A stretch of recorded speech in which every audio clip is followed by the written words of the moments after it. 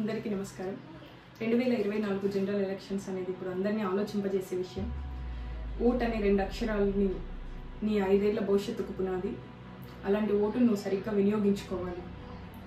రాష్ట్రంలో ఉన్న ప్రతి ఒక్కరూ ఓట్ చేయాలి. 2014 ఉమ్మడి ఆంధ్రప్రదేశ్లో 76.8% మాత్రమే ఓటు నమోదైంది. అలాగే ఆంధ్రప్రదేశ్ 2019లో 79.7% మాత్రమే ఓటు నమోదైంది. 100% ఓటు నమోదు అనేది సినీ చిత్రాలకి మాత్రమే అంకితమైంది. అంతేకాని 100% ఓటు నమోదు కావడం లేదు.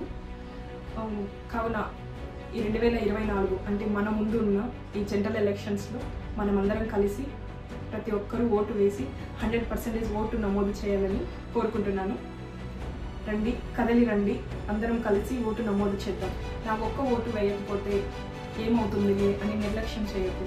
ఒక్క ఓటుతో ప్రభుత్వమే తారుమారు అయిపోతుంది. నీ భవిష్యత్తు ఒక పునాది నువ్వు వేసే ఆ ఒక్క ఓటు. నేను ఒక్క ఓటు వేయకపోతే ఏమవుతుందిలే అని అనుకోకు. 2004 కర్ణాటక అసెంబ్లీ ఎలక్షన్లో కేవలం ఒక్క ఓటు తేడాతోనే పాలన ఎవరిది, ప్రతిపక్షం ఎవరిది అని నిర్ణయించిన ఆ ఒక్క ఓటు మాత్రమే. అలాగే 2008 రాజస్థాన్లో కూడా ఒక్క ఓటు తేడాతో ప్రభుత్వం ఎవరిదని తేల్చి చెప్పింది.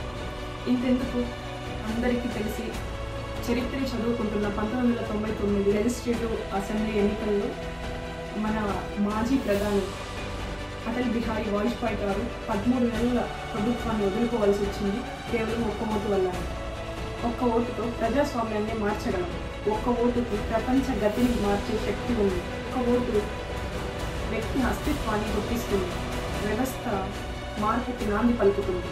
నువ్వు వేసే ఒక్క ఓటు నేతల రాతనే కాకుండా దేశ తలరాతని కూడా మార్చగలవు. అలాంటి ఓటును వేయడానికి నువ్వు నిర్లక్ష్యం చేయకు. అలాంటి ఓటును నీ నిర్లక్ష్యంతో వదులుకుంటావా? అందుకే లేదు, కదలిరా. నువ్వు ఓటు వేయకపోతే మొదటి నేరస్తులు నువ్వే అవుతావు. నువ్వు ఓటు వేయకపోతే చచ్చిన శవంతో సమానం. అందుకే రండి, కదలి రండి, అందరం కలిసి 100% ఓటు చేద్దాం. మన భవిష్యత్తుని మార్చుకుందాం. Thank you.